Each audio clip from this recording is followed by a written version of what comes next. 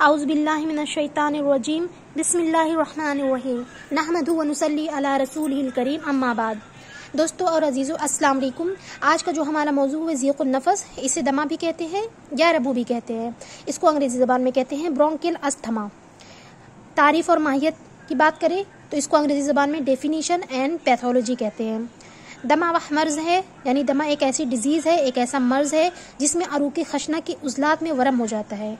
अरूक़ खशना यानी जो सांस की नालियाँ होती हैं उसकी जो मसल्स होती है उसके अंदर सूजन पैदा हो जाती है, उसके अज़लात में वरम यानी उसके अज़लात में सूजन पैदा हो जाती है।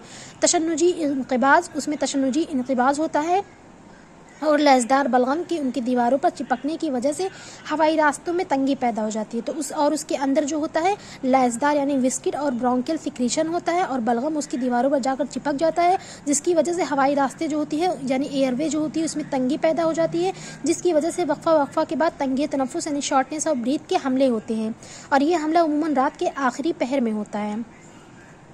इसमें दो सांसों के दरमियान का वक्फा कम हो जाता है और वक्फे ज़फ़ीर एक्सपीरेटरी फेज़ निस्बतन ज़्यादा मुतासिर होती है, यानी ये बढ़ जाता है। यानी जो इंस्पिरेटरी फेज़ होती है वो कम हो जाती है और एक्सपीरेटरी फेज़ ज़्यादा मुतासिर हो जाती है, यानी ये बढ़ जाती है। चुनांचे खून में ऑक्सीजन की कमी हो जाती है, खून के अंदर ऑक्सीजन की कमी हो जाती है, जिसको पूरा करने के लिए फेफड़े जल्दी जल्दी सांस लेने पर मजबूर हो जाते हैं। शेख ने इस मर्ज़ की तारीफ़ इस तरह बयान की है कि दमा एक लंबी बीमारी है जिसमें मिर्गी या तशन्नुश के मानिंद दौरे पड़ते हैं। असबाब इसका देखें तो इटियोलॉजी में दर्ज ज़ेर अवामिल इस मर्ज़ के पैदा करने में अक्सर देखे गए हैं। कुछ ऐसे फैक्टर्स दिए गए हैं जो इस मर्ज़ को पैदा करने में अक्सर देखे गए हैं। पहला जो फैक्टर है वो उरुक़ खशना यानी ब्रोंक्यूल्स के अज़ली रेशों का तशन्नुज और वरम दमवी, यानी जो ब्रोंक्यूल्स यानी उरुक़ खशना जो होती है उसकी मसल्स के जो रेशे होते हैं, जो फाइबर्स होते हैं उसमें तशन्नुज हो जाता है और उसमें वरम दमवी हो जाता है। नज़ला की वजह से उरुक़ खशना या हवाई नालियों के अंदर गलीज़ और लैज़दार बलगम इस्तेमा हो जाता है। आज़ाए तनफ़ुस का तादिया, रेस्पिरेटरी ट्रैक्ट इन्फेक्शंस। बाज़ औक़ात ये मर्ज़ शोबतुर रिया, ब्रोंकस रिया, लंग्स और दीगर आज़ाए तनफ़ुस के वायरसी या जरासीमी तादिये की वजह से भी होता है, जैसे सवाल मुज़बिन, ब्रोंकाइटिस वगैरह।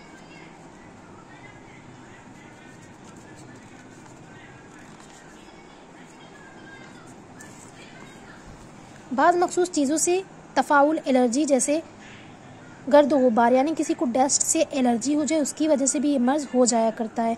इसके अलावा धुआं, तंबाकू, ठंडी हवा, मुख्तलिफ़ किस्म के फलों के तुख्म, बाज़ परिंदों के पर, बाज़ खुशबू और बदबू, बाज़ खाने की अशिया जैसे अंडा, चॉकलेट वगैरह, बाज़ दवाएं जैसे बीटा ब्लॉकर्स, कुछ नफ्सियाती अवारिज़ात, साइकोजेनिक फैक्टर जैसे कि जहनी दबाव, स्ट्रेन, गम गुस्सा, तफक्कुरात, वरीज़ वगैरह कंडीशन में भी जो होता है अस्थमा की कैफियत जो होती है वाक़ हो जाती है। इसके अलावा हेरिडेटरी भी होता है यानी मौरूसी होता है। बाज़ औक़ात ये मर्ज़ मौरूसी भी होता है। अमराज़ मैदा व अमा मसलन कब्ज़, कॉन्स्टिपेशन, नफ़ख़ शिकम, फ्लैटुलेंस वगैरह। मुतफ़र्रिक़ात मिसक्लेनियस जैसे मेहनत व मुशक्क़त, स्टर्नस, एक्ज़र्नस, इख्तिनाक़ुर्रहम, हिस्टीरिया, हमल की गिरानी, बाज़ अफ़ूनी कैफियत वगैरह। अलामात, इसकी क्लिनिकल फीचर देखें तो मरीज़ की दमा को दो हिस्सों में तकसीम किया जाए। इसकी जो अलामत होती है, इसका जो क्लिनिकल फीचर होता है उसको 2 पार्ट में डिवाइड कर दिया है। एपिसोडिक, क्रोनिक, यानी दौरा की एक हालत होती है, एक सुकून की हालत होती है। तो पहले दौरे की हालत में जो अलामत पाई जाती है उसके बारे में इधर जिक्र किया है कि दौरे की हालत में अलामत, बाज़ मरीज़ों में तो अचानक दौरा शुरू हो जाता है और बाज़ मरीज़ों में दौरा शुरू होने से पहले कुछ मखसूस अलामत पाई जाती हैं जिनको अलामत मुंजरा कहा जाता है। यानी कुछ लोगों में अलामत मुंजरा के बगैर भी दौरा शुरू हो जाता है और कुछ लोगों में दौरा शुरू होने से पहले कुछ मखसूस अलामत पाई जाती है जिसको अलामत मुंजरा कहते हैं। इसमें मरीज़ को छींकें आती हैं। अलामत मुंजरा कौन कौन सी है? छींकें आती हैं, आंखें सुर्ख हो जाती है और जिस्म में एक अजीब सी कैफियत महसूस होती है। बाज़ औक़ात अलामत मुंजरा का ज़हूर नहीं होता और यकायक दौरा शुरू हो जाता है। दौरा आमतौर से रात के पिछले हिस्से में या अली सुबह शुरू होता है, यानी जब रात ख़त्म होने को होती है या सुबह होने से पहले शुरू होता है दौरा और मर्ज़ की इंतहाई शदीद सूरतों में किसी मुतय्यन वक्त के बगैर भी शुरू हो जाता है। जब दौरा शुरू होता है तो मरीज़ अपना सीना जकड़ा हुआ महसूस करता है। जब दौरा शुरू होता है तो मरीज़ को ऐसा महसूस होता है जैसे उसका सीना जकड़ गया हो।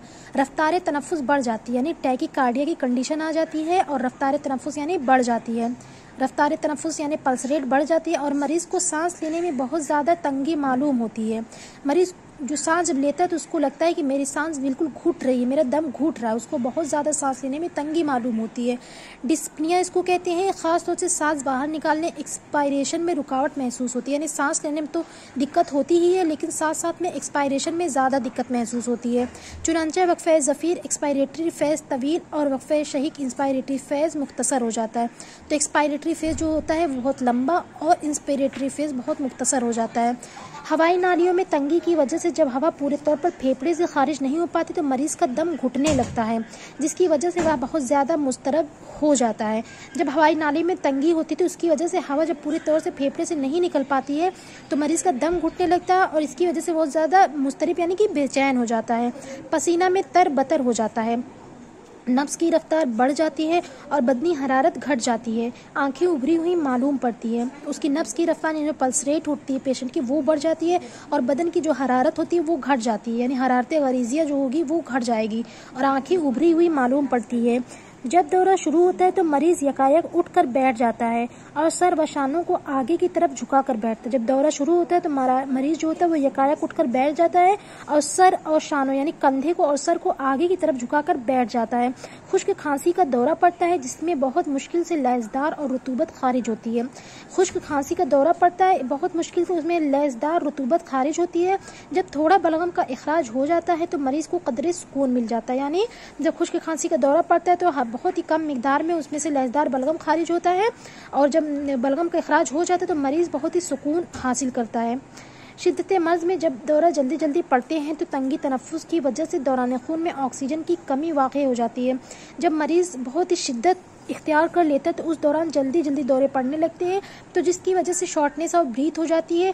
शॉर्टनेस ऑफ ब्रीथ होने की वजह से दौरान खून में ऑक्सीजन की कमी जो होती है वो वाक़ हो जाती है, जिनकी वजह से नीलगोई सेंट्रल साइनोसिस हो जाती है और मरीज़ घबरा जाता है। दौरा की मुद्दतें आमतौर से 15 से 30 मिनट तक और कभी कभी 2 से 3 घंटे तक होती है और साजो नादिर मर्ज़ की शिद्दत में 12 से 36 घंटे भी हो सकती है, यानी अगर कम से कम देखा जाए तो 15 से 30 मिनट तक दौरा पड़ सकता है, लेकिन बाज़ औक़ात किसी किसी पेशेंट को 2 से 3 घंटे भी हो सकती है और कभी कभी ऐसी कंडीशन आ जाती है कि 12 से 36 घंटे भी हो सकती है, यानी कि 1 दिन से लेकर 3 दिन तक भी हालत पैदा हो सकती है।